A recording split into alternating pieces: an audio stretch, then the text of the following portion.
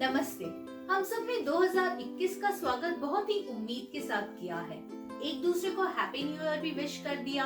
पर इस साल 2021 में हम ऐसा क्या करें कि ये ईयर सच में एक हैप्पी ईयर बन जाए। चलिए आज अपनी एबीसी ऑफ हैप्पी लिविंग की सीरीज को आगे बढ़ाते हुए बात करते हैं एच फॉर हैप्पीनेस। फोर्ब्स अक्सर एक लिस्ट पब्लिश करता है who is the richest person of the world. पर क्या आपने कभी कोई ऐसी लिस्ट देखी है या ऐसी लिस्ट के बारे में सुना है जो बताए who is the happiest person of the world? दुनिया का सबसे सुखी इंसान कौन है? देखिए, हमारे धन को मापने का पैमाना तो है, पर हमारी खुशी को कैसे मापा जाए, हमारे सुख को किस आधार पर मापा जाए, ये जानना बहुत जरूरी है कि हम कितने खुश हैं, खुशी कहाँ है। तो चलिए आपसे एक सवाल पूछती हूँ, आप खुश कब होते हैं? आपको खुशी कब मिलती है? चलो अपने जीवन को शुरुआत से देखते हैं। तुमने कहा कि मैं अच्छे से पढ़ाई कर लूं, मुझे अच्छे से कॉलेज से कोई डिग्री मिल जाए, मैं खुश हो जाऊंगा। आप खुश हुए? हाँ, थोड़ा सा। फिर मैंने सोचा कि जॉब तो मिल जाए, बिना जॉब की डिग्री का क्या यूज। चलो जॉब भी मिल गई। क्या अब आप खुश हो? जॉब तो मिल गई, पर पैकेज भी तो अच्छा होना चाहिए। चलिए अच्छा पैकेज भी मिल गया, अब खुश हो? मैंने बिजनेस ट्राई किया है, पहले मेरा बिजनेस तो सेटल हो जाए। चलो ये भी सेटल हो गया, अब खुश हैं आप? मेरी शादी की उम्र हो गई है, कोई अच्छा सा इंसान मिल जाए जिससे मैं शादी कर लूं और अपना घर बसा लूं। चलो शादी भी हो गई, अब तो आप खुश हैं? हाँ, लेकिन अब सोचता हूँ बच्चे हो जाए, मेरा परिवार पूरा हो जाएगा। चलिए जनाब, बच्चे भी हो गए, अब तो आप खुश हैं ना? सोच रहा हूँ एक बड़ा घर ले लूं, घर के साथ साथ गाड़ी भी ले लूं। अब खुश हैं? हाँ, अगर आप अभी खुश हो तो मैं आशा करती हूँ आप हमेशा ऐसे ही खुश रहें अपने जीवन में। लेकिन हम में से ऐसे बहुत हैं जिनकी हमेशा उम्मीदें बढ़ती ही चली जाती हैं अपनी लाइफ से। हमारी जो डिजायर्स हैं वो कभी भी कंप्लीट होती ही नहीं है, और जिससे रिजल्ट हम खुश नहीं होते। क्यों? क्योंकि हम अपनी खुशी जो है वो किसी ना किसी चीज के साथ जोड़ देते हैं। देखिए, चीजों से आपको खुशी मिले ना मिले, पर आपको उनसे सुख सुविधाएं मिलती हैं, आपको वो कंफर्टेबल फील कराती हैं। कहीं ना कहीं ये मटेरियलिस्टिक थिंग्स की वजह से यू फील कि हाँ चलो मेरे लाइफ का एक जो मेरा जीवन है वो बहुत ही अच्छा व्यतीत हो रहा है। पर फ्रेंड्स, आपको एक बात बताऊं, जो एक खुशी है वो बाहरी दुनिया में मत खोजो, इसे आप बाहर चीजों के साथ ढूंढने की कोशिश मत करो। जो असली खुशी है, सस्टेनेबल हैप्पीनेस जो है आपकी, जो आपको हमेशा प्रसन्न रखेगी, वो आपके भीतर है। आपके मन में जो प्रसन्नता है उसको ढूंढो। और क्या होता है ना, हम हमेशा खुशी को ढूंढते रहते हैं कि मैं ऐसा क्या करूं जो मुझे सुख मिल जाए, मेरे जीवन में तो सुख है ही नहीं। बहुत सारे लोग कंप्लेन करते हैं, फिर चाहे वो कितने ही रिच हो या कितने ही पुअर हो। देखिए, अगर ऐसा होता है कि आप अपने जीवन में बहुत सारा आपके पास पैसा है, लेकिन फिर भी आप परेशान हो, आप सुखी नहीं हो, तो शायद आप कभी भी सुखी नहीं रहोगे, क्योंकि आप अपनी जो खुशी है वो किसी ना किसी से ढूंढ रहे हो, है ना। तो मैं क्या बोलती हूँ ना कि आप खुशी को ढूंढना बंद कर दो। बस एक चीज ट्राई करो, जो आपके पास एट प्रेजेंट जिससे आप खुश हो ना, उसे आप गुम मत होने दो, उसे आप छू मंतर मत होने दो। बस वो खुशी को आप अपने इसमें रखे रखो, और आपको और खुशी ढूंढने की जरूरत ही नहीं पड़ेगी, क्योंकि आप जो है उसमें खुश हो। तो जीवन में अगर आपको खुश रहना है, हमेशा प्रसन्न रहना है, if you want to be happy in your life for ever, so the number 1 mantra, सबसे पहला मंत्र है संतुष्टि। जीवन में जो है, जितना है, जैसा है, उसे स्वीकार करो और सेटिस्फाइड रहो। देखो, जब भी संतुष्टि की बात आती है, हम उसे किससे जोड़ देते हैं? पैसों से, धन से। लेकिन ये इम्पोर्टेंट नहीं है कि आपके पास कितना धन है, ये महत्वपूर्ण है कि आप कैसे हो। अगर आपके पास थोड़े से पैसे हैं लेकिन आप बहुत खुश हो, by nature you are very jolly, so everyone will enjoy your company. आप हमेशा खुश रहोगे। और वहीं अगर आपके पास बहुत सारा पैसा है लेकिन आप फिर भी किसी ना किसी चीज से परेशान हो, मेरी तो कोई सुनता नहीं है, मेरी बीवी नहीं सुनती, मेरे बच्चे मेरे कहे में नहीं है, मुझे कुछ ना कुछ बीमारी होती रहती है, मेरा बिजनेस में लॉस हो गया, आज तो उसने मुझे ऐसे ही बोल दिया। अगर आप हमेशा कुड़ करते रहोगे ना तो आप जीवन में कभी भी खुश नहीं होगे। तो इसलिए अपने जीवन में सेटिस्फेक्शन लाना बहुत जरूरी है। पर हम सेटिस्फेक्शन जो है वो आपको किससे मिलता है? आपको जो चीज मिलनी थी, जैसे मैंने ऊपर बताया, वो तो मिल गई, पर आप फिर भी सेटिस्फाइड नहीं हो, खुश नहीं हो। क्यों? What is the real reason? The reason is we always look out for external appreciation. हम हमेशा सोचते हैं कि कोई ना कोई हमें अप्रिसिएट करे, कोई ना कोई हमें कहे कि, जैसे एग्जांपल देती हूँ कि सपोज आपने एक साड़ी ली, बहुत ही महंगी थी, से फॉर 5000 और 10,000 जितनी भी थी, काफी महंगी और अच्छी सी साड़ी ली, और आप वो पहन के अच्छे से रेडी होके आप चले गए किसी पार्टी में, फंक्शन में, और किसी ने आपको उस पर कोई कॉम्प्लीमेंट नहीं दिया, आपको बड़ी बेचैनी हो रही है, आप कुछ खा भी नहीं रहे हो क्योंकि आपको किसी ने अब तक कॉम्प्लीमेंट कैसे नहीं दिया, उसने मुझे क्या अच्छे से देखा नहीं क्या अब तक। चलो आप बोलते हो कोई नहीं, पहले मैं ही किसी की तारीफ कर देती हूँ। क्यों? क्योंकि आप चाहते हो कि रिटर्न में कोई आपको नोटिस करे। तो आपने सामने वाले से कहा यार आपकी साड़ी तो बड़ी ही सुंदर है, कितना प्यारा कलर लग रहा है, आप बहुत ही सुंदर लग रहे हो उसमें। एंड इन रिटर्न सामने वाली ने भी आपको कॉम्प्लीमेंट दे दिया कि भाभी आपकी साड़ी तो बहुत ही सुंदर है, ये कलर आप पे बहुत ही खिल रहा है, इसका डिजाइन कितना प्यारा है, कितनी ट्रेंडी लग रही है। क्या हुआ? आप तो बहुत खुश, आपके चेहरे से आपकी खुशी झलकने लग गई। और ऐसा हुआ सपोज कि वहां पे एक ग्रुप बैठा है 5 का, 5 में से 4 ने तो आपकी तारीफ कर दी, पर गलती से अगर एक ने आपसे आपकी मुंह पे कह दिया कि यार ये ऐसा कैसा कलर ले लिया आपने, ये तो आप पे जरा भी खिल नहीं रहा है, ये तो बहुत ही ओल्ड फैशन है, आजकल तो ऐसी साड़ी कोई पहनता भी नहीं है। अब क्या सोचोगे आप? आपकी खुशी कहाँ गई? जो थोड़ी देर पहले किसी ने आपको कॉम्प्लीमेंट दिया था, अब वो कॉम्प्लीमेंट का असर है या नहीं? सोचोगे इसको तो कुछ इसका टेस्ट ही नहीं है, इसे तो कुछ फैशन के बारे में पता ही नहीं, इसको तो आइडिया ही नहीं है। क्या हुआ? साड़ी तो सेम है, आपका लुक भी सेम है, उस वक्त मेकअप भी सेम है, आप दिख भी एक जैसे रहे हो, पर सबका जो रिएक्शन है आपकी साड़ी को लेके, जो अप्रिसिएशन है वो सबका डिफरेंट है। तो आपकी जो खुशी है वो भी सिचुएशनल है। तो अगर आप एक्सटर्नल चीजों पे डिपेंडेंट रहोगे, अगर आप किसी और के अप्रिसिएशन के ऊपर डिपेंडेंट रहोगे, अगर आप एक्सटर्नल सिचुएशंस पे अपनी खुशी को डिपेंड करोगे, तो फ्रेंड्स आप कभी भी हमेशा खुश नहीं रह पाओगे। इसलिए ये सिंपल सा फॉर्मूला हमेशा याद रखना सबसे पहले कि चाहे जीवन में जो हो, जैसा हो, जितना हो, उसे आप एक्सेप्ट करो एंड बी हैप्पी। मैं ये नहीं कह रही हूँ कि आप अपना डेवलपमेंट मत करो, आप अपनी ग्रोथ मत देखो, स्कोप करो, अपने जीवन को देखने का नजरिया बदलिए, अपने दृष्टिकोण को चेंज कीजिए। तो दूसरा मंत्र है वर्तमान में जीना सीखिए, learn to live in the present. हम सब परेशान क्यों हैं? मनुष्य इतना दुखी क्यों है? क्योंकि या तो हम अपने अतीत में व्यतीत हैं, या तो हम अपने आने वाले भविष्य को लेके चिंतित हैं। इस पास्ट और फ्यूचर के चक्कर में हमारा प्रेजेंट कब पास्ट बन जाता है और हमारा फ्यूचर कब प्रेजेंट बन जाता है, हमें ये पता ही नहीं चलता।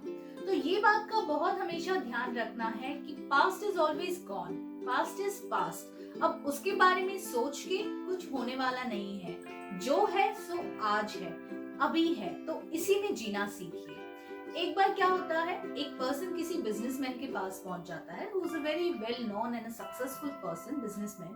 So the person asks him कि आपके सक्सेस का सीक्रेट क्या है, आपके इस सक्सेस का राज क्या है? तो वो बंदा उसे बोलता है कि सही निर्णय लेना, taking right decisions at the right time. वो बोलता है अच्छा, तो सही निर्णय लेने की क्षमता आप में कैसे आई? वो कहता है मेरे अनुभव से, एक्सपीरियंस से मैंने सीखा है राइट डिसीजंस लेना है। तो उसने बोला आपको ऐसा क्या अनुभव हुआ जिससे कि आपने सही निर्णय लेने की क्षमता आ गई? उसने कहा गलत निर्णय। सामने वाला कंफ्यूज हो गया कि इसने अभी तो मुझे कहा सही निर्णय, अनुभव, और अब ये कह रहा है कि ये गलत निर्णय से सीखा है? उसने बोला ऐसे कैसे हो गया? तो बिजनेसमैन ने पता है क्या कहा? उसने बोला कि हर एक टाइम जब भी मैंने गलत निर्णय लिए, उसके अनुभव को मैंने रिव्यू किया, वो गलत डिसीजन से जो भी रिपरकशंस थे मैंने उनको रिव्यू किया, एनालाइज किया, और फिर मैंने डिसाइड किया कि आज के बाद ये सेम गलती मैं नहीं दोहराऊंगा। एंड एज अ रिजल्ट मैं राइट डिसीजंस लेने में सक्षम बन गया, मुझमें ये क्षमता आ गई। I became capable of taking right decisions at the right time, and this is the secret Mantra for my success. तो दोस्तों, आपको भी यही करना है। आपके पास्ट में, आपके अतीत में जितनी भी मिस्टेक्स हुई हो आपसे, कितने ही फेलियर्स आपके सामने भले ही क्यों ना आए हो, पर वो हर एक फेलियर, हर एक मिस्टेक के पीछे कोई ना कोई बड़ा लेसन जरूर होता है। ये आप पे डिपेंड करता है कि वो लेसन लर्न करके, उस एक्सपीरियंस से कुछ ना कुछ सीख के, वो मैच्योरिटी के साथ आप अपने प्रेजेंट में उसे कैसे उतारें। देखो, फ्यूचर के बारे में चिंता करने से तो कुछ नहीं होने वाला है ना। हमने पूरा 2020 चिंता में बहुत ऑलरेडी हमने इसे बिता दिया है, तो चिंता करके कुछ नहीं होना है। अगर लाइफ में प्रॉब्लम आती है तो ये तो अब तक आप भी सब एक्सपीरियंस कर चुके होंगे कि जहाँ प्रॉब्लम है वही भगवान ने सोल्यूशन भी दिया है। ये हम पे डिपेंड करता है कि हम चिंता करते रहें या हम उस सोल्यूशन को ढूंढने की कोशिश करें कि हम वो प्रॉब्लम से कैसे उभरें। तो दोस्तों, जो आपका अतीत है वो व्यतीत हो चुका है। अपने अतीत के बोझ को अपने दिल से, अपने दिमाग से इट्स हाई टाइम आप उतार दो। उसे कहो टाटा बाय बाय। अब मुझे अपने प्रेजेंट को एंजॉय करने की जरूरत है। अब मुझे अपने वर्तमान में जीने की जरूरत है। जब आपको कल आएगा तो कल उसकी व्यवस्था भी अपने साथ लेके आने वाला है। आपको चिंता करने से, फिजूल की चिंता से कुछ नहीं होने वाला है। अगर उसने आपको चोंच दी है तो चुग्गा भी वही देगा, है ना। ये तो कहावत आप सबने सुनी हुई है। तो बस फिर चिंता करना छोड़ दो और अपने प्रेजेंट में जीना सीखो। तीसरा मंत्र है प्रतिक्रिया कम दो और किसी और की प्रतिक्रिया से आसानी से प्रभावित मत होइए। देखिए, आजकल क्या होता है, किसी ने हमें जरा भी भला बुरा कह दिया, किसी ने हमारे लिए कोई अपशब्द यूज कर लिए, तो हम इंस्टेंटली रिएक्ट करते हैं। हम सोचते हैं कि वो तो बोल के निकल लिया, पर हम पूरे दिन सोच के परेशान रहते हैं, उसने मुझे ऐसे कैसे कह दिया, उसकी ऐसी हिम्मत कैसे हुई कि उसने मेरे लिए इतने अपमानजनक ऐसा अपशब्द यूज कर लिए। तो फ्रेंड्स, कभी भी इनकी प्रतिक्रियाओं पे इतना आसानी से अपने आप पे प्रभाव मत आने दो। Instead of reacting, learn how can you respond. Take a pause, थोड़ा सा रुकिए और फिर सोच समझ कर उस पर अगर आपको बोलना है तो बोलिए, पर इंस्टेंटली उस पर रिएक्ट मत कीजिए। चलिए, आप सबको एक बड़ा ही मजेदार किस्सा सुनाती हूँ। एक बार क्या होता है, एक पिता और बेटा सैर के लिए निकल जाते हैं और वो सोचते हैं कि चलो हम हिल स्टेशन पे हैं तो घोड़े से हम जाते हैं। तो पिता कहते हैं कि बेटा एक काम करो, आप घोड़े पर बैठ जाओ और मैं चल के देखता हूँ, थोड़ा हम साथ में ही चलते हैं, मैं पैदल चलता हूँ, आप घोड़े पे सवारी करो। बोलते हैं ठीक है। बेटा बैठ जाता है घोड़े पर और जो आसपास के लोग होते हैं वो तुरंत प्रतिक्रिया देते हैं कि ऐसा कैसा जमाना आ गया है कि बूढ़ा बाप खुद पैदल जा रहा है और बेटा घोड़े पे बैठ के मजे ले रहा है हिल स्टेशन के। पिता समझ जाता है और वो सोचते हैं कि चलो कोई नहीं बेटा, एक काम करो, थोड़ी देर अब तुम पैदल चल लो और मैं घोड़े पे बैठ जाता हूँ। तो ऐसे ही करते हैं वो लोग। फिर प्रतिक्रिया देते हैं कि हाय कैसा जमाना आ गया है, एक निर्मल सा बच्चा पैदल चल रहा है और जो बाप है वो घोड़े पर बैठ के हिल स्टेशन के मजे ले रहा है।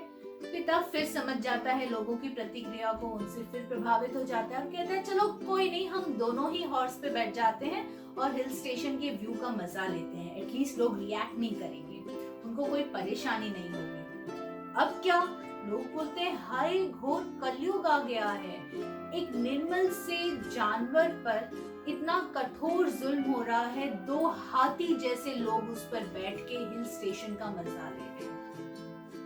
पिता फिर प्रतिक्रिया से प्रभावित हो जाते हैं और कहते हैं चलो कोई नहीं, अगर हमने घोड़े को इतना प्रॉब्लम दिया ही है, इतना परेशान किया ही है, तो चलो हम इसे गोदी में उठाकर हिल स्टेशन का मजा लेते हैं। और लोग हंसने लगते हैं कि क्या अजीब बाप बेटे की जोड़ी है, ये तो बड़े ही पागल हैं, घोड़े तो बैठने की चीज है और ये उसे उठाकर गोदी में उठाकर हिल स्टेशन देखे जा रहे हैं।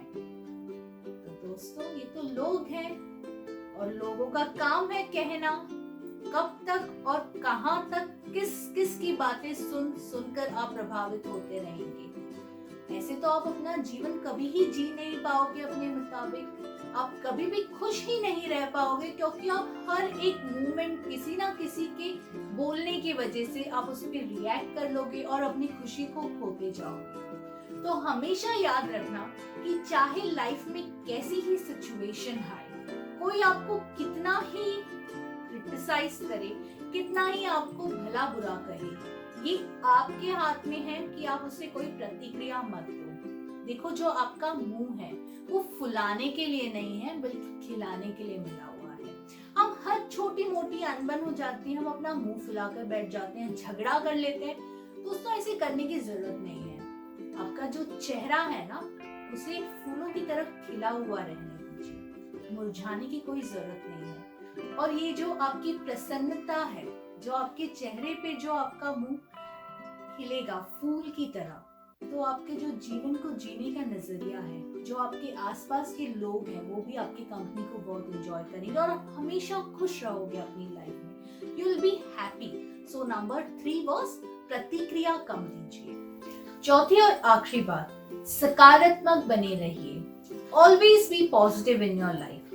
चाहे जितनी ही कठिनाइयां हो, चाहे जितने ही प्रॉब्लम्स हो आपके लाइफ में, कितने ही चैलेंजेस क्यों ना आए, उनका डटकर सामना कीजिए। Always be problem. कठिनाइयों के बारे में चिंता करना छोड़ दीजिए, बल्कि ये सोचना चालू कर दीजिए कि मैं उससे कैसे उबर सकता हूँ। और जो उबरना है वो भी पॉजिटिव रह के, मेंटली स्ट्रांग रह के। देखिए, अगर आप पॉजिटिव रहना स्टार्ट कर दोगे ना लाइफ में, तो you will always be happy. आप कभी भी परेशान नहीं होगी, क्योंकि आपको पता है जो होगा वो अच्छा ही होगा, मेरे हित में ही होगा, और चाहे जो भी हो मैं उसे एक्सेप्ट करके आगे बढ़ जाऊंगा अपने जीवन में। तो चाहे आपका जो ये सकारात्मकता की स्थिति है, जो आपका पॉजिटिव माइंडसेट है, वो आपको अपने लाइफ के हर एक सेगमेंट में फॉलो करना है। फिर चाहे वो आपके रिलेशनशिप्स को लेके पॉजिटिविटी हो, आपके कारोबार को लेके पॉजिटिविटी हो, आपके रिश्तेदारों को लेके पॉजिटिविटी हो, आपके जॉब को लेके ही पॉजिटिव रहना क्यों नहीं हो, या कम्युनिटी के लेवल पे भी आपको पॉजिटिव रहना है।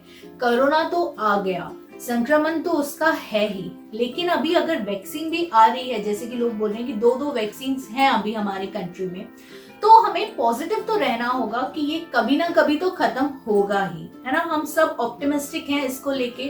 तो आज जो मैंने आपको 4 मंत्रास दिए हैं to be happy for ever, सदा बाहर खुश रहने के लिए, तो इन सबको अपने जीवन में अपनाइए। बड़े ही आसान है, डे टू डे लाइफ में आप इनको इम्प्लीमेंट कर सकते हैं।